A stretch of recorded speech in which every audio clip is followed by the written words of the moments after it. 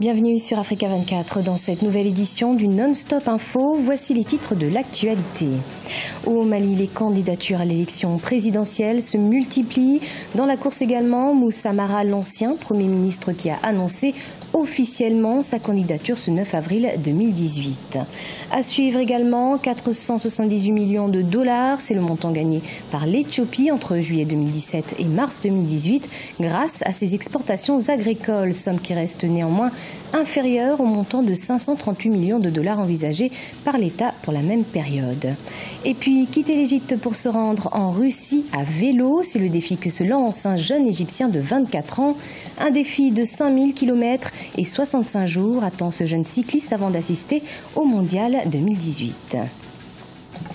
Au Mali, l'ancien Premier ministre Moussa Mara a annoncé ce 9 avril sa candidature à l'élection présidentielle prévue ce 29 juillet 2018. Candidature qui intervient tandis que le président sortant, Ibrahim Boubacar Keïta, ne s'est toujours pas prononcé, bien qu'il soit soutenu par plusieurs associations de la majorité. On fait le point avec Corinne Kandem.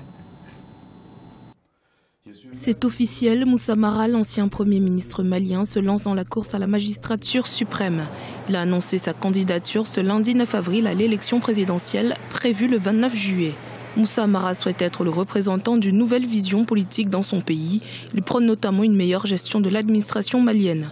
Autre point important de sa candidature, la question sécuritaire. Moussa Mara souhaite tacler les problèmes de sécurité principalement liés à la menace terroriste qui empêche le Mali de poursuivre correctement son développement.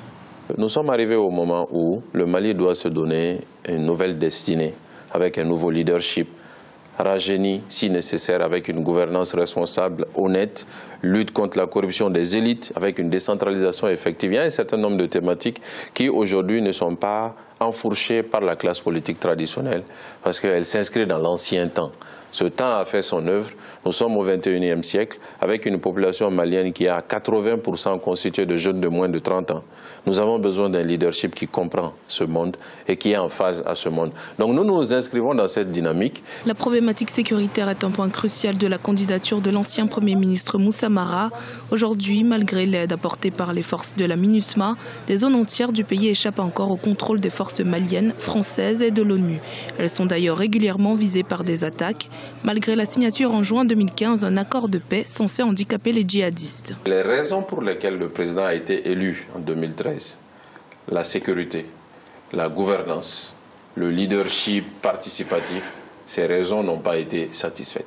Donc le président a échoué par rapport à ce qu'il a promis aux Maliens en 2013. Aujourd'hui, le système politique de notre pays qui a géré les 30 dernières années, ce système est à bout de souffle. Il a fait des choses pour le pays, mais manifestement, il manque de ressorts pour sortir le Mali des difficultés. Pour l'heure, les candidatures se multiplient. Un autre ex-ministre du président sortant, Mohamed Ali Batili, a également présenté sa candidature au scrutin présidentiel. Le président Ibrahim Boubacar Keïta, quant à lui, ne s'est toujours pas prononcé sur ses intentions concernant l'élection prévue le 29 juillet 2018, bien qu'une centaine d'associations de la majorité ont apporté leur soutien à sa candidature le 10 mars.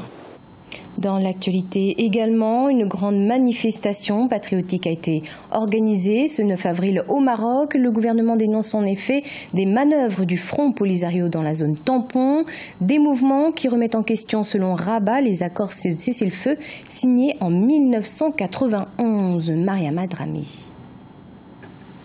Chefs de parti, notables sahraouis, responsables régionaux, soit près d'un millier de personnes étaient réunies ce lundi à Laayoune, l'ancienne capitale du Sahara occidental.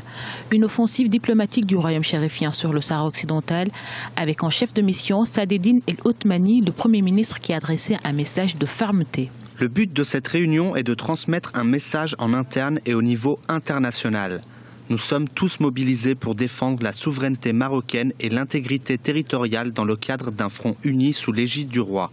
La situation est gravissime et peut entraîner des conséquences sérieuses et néfastes. Cet appel symbolique intervient à moins de 3 semaines des débats aux Nations Unies sur le renouvellement de la MINURSO, la force onusienne entre le Polisario et le Maroc. Il dénonce également les incursions à répétition des troupes du Polisario dans la zone tampon. Pour le Front Polisario, ce rassemblement est juste une mise en scène. Le Polisario fait feu de tout bois et il y a une volonté ridiculiser tout ce que fait le Maroc. Ça participe un peu de cette guerre, encore une fois, une guerre psychologique.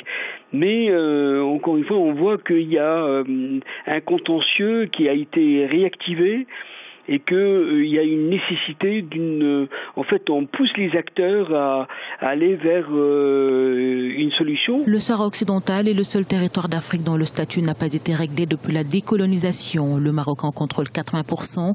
Le reste est administré par le Front Polisario qui réclame l'intégralité du pays au moyen d'un référendum d'autodétermination. Une déclaration, dite déclaration de l'Aïn en 15 points, a été publiquement lue puis signée au terme de ce rassemblement. En Éthiopie, 478 millions de dollars ont été tirés des exportations des produits agricoles durant les 8 premiers mois de l'exercice fiscal. Parmi les produits les plus exportés, le café, le thé ainsi que les épices. Néanmoins, cette performance du secteur agricole est en dessous des attentes des autorités éthiopiennes. Et les Claude Bessa nous en dit plus. De juillet 2017 à mars 2018, l'Éthiopie a gagné 478 millions de dollars grâce à ses exportations agricoles. Selon le ministère de l'Agriculture et des Ressources naturelles, cette recette fiscale reste inférieure au montant de 538 millions de dollars envisagé par l'État pour la même période. Ces chiffres, qui représentent 72% de l'objectif visé, compromettent les ambitions des autorités d'atteindre 1,18 milliard de dollars de recettes à l'issue de l'exercice en cours. Ces résultats insuffisants sont imputés entre autres à l'imposition d'une taxe sur la valeur ajoutée par plusieurs pays importateurs. La contre-performance, de mon point de vue, est due au fait que la production n'a pas été très forte et qu'en même temps aussi, il y a le fait qu'on ait à fiscaliser les exportations de l'Éthiopie dans le pays de destination. Ça veut dire quoi? Un produit qui est parti de l'Éthiopie pour ce pays étranger est frappé d'une taxe sur la valeur ajoutée ou bien d'une taxe d'importation. En Éthiopie, l'agriculture occupe une place importante dans l'économie du pays. Les recettes engrangées par le secteur agricole représentent 39% du produit intérieur brut. Même s'il aspire à devenir une véritable économie industrielle, le pays reste fortement dépendant de son secteur agricole qui fait vivre environ 80% de sa population. À quelques mois de la fin de l'année fiscale en cours, le gouvernement s'active à atteindre son objectif à terme.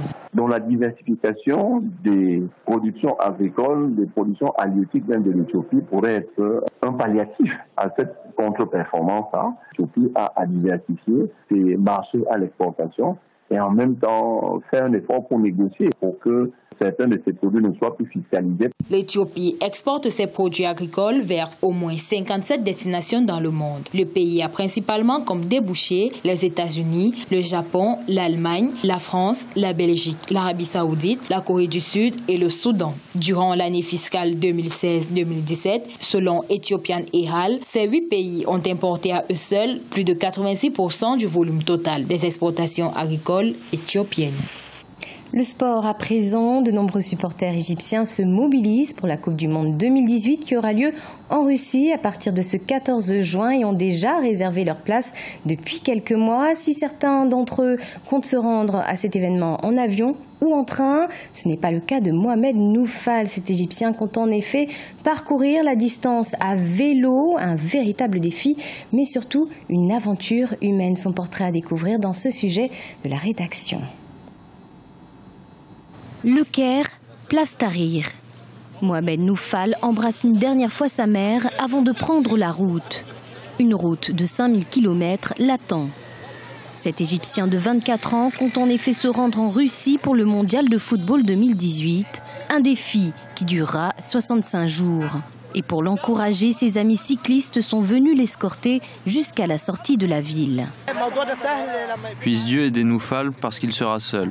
Lorsque vous êtes plusieurs cyclistes à pédaler ensemble et que vous êtes confrontés à des difficultés, c'est différent car vous vous soutenez et les problèmes sont vite résolus.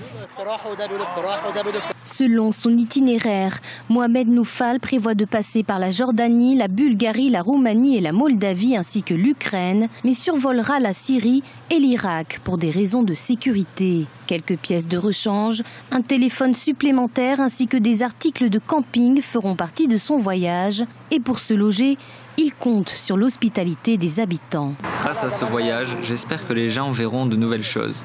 Nous prêtons très peu d'attention aux pays arabes et d'Europe de l'Est. Je pense que c'est une très bonne occasion d'en savoir plus, notamment sur les gens et leurs traditions. Le trajet compte donc plus que la destination.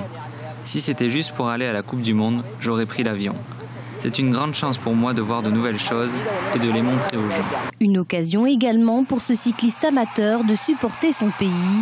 L'Égypte, absente de la Coupe du Monde depuis 1990, a en effet validé son billet pour le Mondial 2018. Marqué par un retour en force en atteignant la finale de la Coupe d'Afrique des Nations de football 2017, en éliminant le Ghana, le Tchad ainsi que le Congo. C'est la fin de ce journal. Merci de l'avoir suivi. Dans un instant, une nouvelle édition de l'information sur Africa 24.